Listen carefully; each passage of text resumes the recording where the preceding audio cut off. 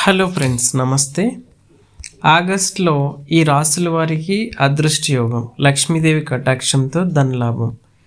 జ్యోతిష శాస్త్రం ప్రకారం జాతకంలో 9వ స్థానాన్ని అదృష్ట స్థానంగా భావిస్తారు. ఈ స్థానంపై శుభగ్రహాల ప్రభావం ఉంటే వ్యక్తి జీవితంలో మంచి మార్పులు వస్తాయని నమ్మకం.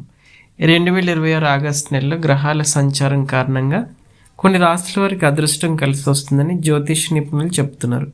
ఉద్యోగం, వ్యాపారం, ఆర్థిక పరిస్థితి, కుటుంబ జీవితంలో శుభ ఫలితాలు పొందే అవకాశాలు ఉన్నాయని పేర్కొంటున్నారు. మరి ఆ రాశులు ఏంటో చూద్దాం. మేషరాశి.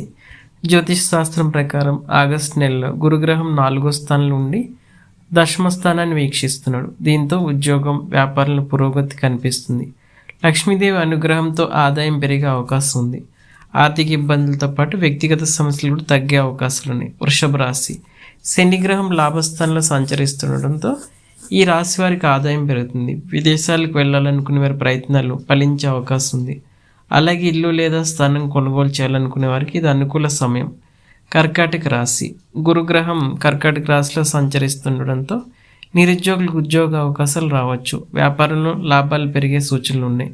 ఆకస్మిక ధనలాభం కూడా కలిగే అవకాశం ఉండడంతో ఆర్థిక పరిస్థితి మెరుగుపడుతుంది. సింహరాశి.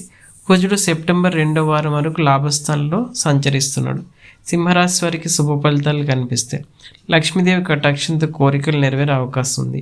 అవివాహితులకు మంచి వివాహ సంబంధాలు రావచ్చు. ఉద్యోగస్తులకు పదోన్నతి లభించే అవకాశాలు ఉన్నాయి.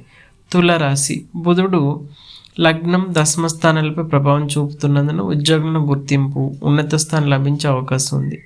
ప్రభుత్వ ఉద్యోగులు కోరుకున్న ప్రాంతానికి బదిలీ అవకాశం ఉంది. గతంలో చేసిన పెట్టుబడుల నుంచి మంచి లాభాలు పొంది ఉన్నాయి. మకర రాశి. బుధుడు, గురుడు కలిసి అనుకూల స్థానంలో ఉండడంతో ఊహించిన ఆర్థిక లాభాలు వచ్చే అవకాశం ఉంది. వ్యాపారం, ఉద్యోగంలో ఆదాయం పెరుగుతుంది. వ్యక్తిగత సమస్యల పరిష్కారమై కుటుంబంలో ఆనందకర వాతావరణం నెలకొంటుంది. విదేశాలకు వెళ్ళే అవకాశాలు కూడా కనిపిస్తాయి.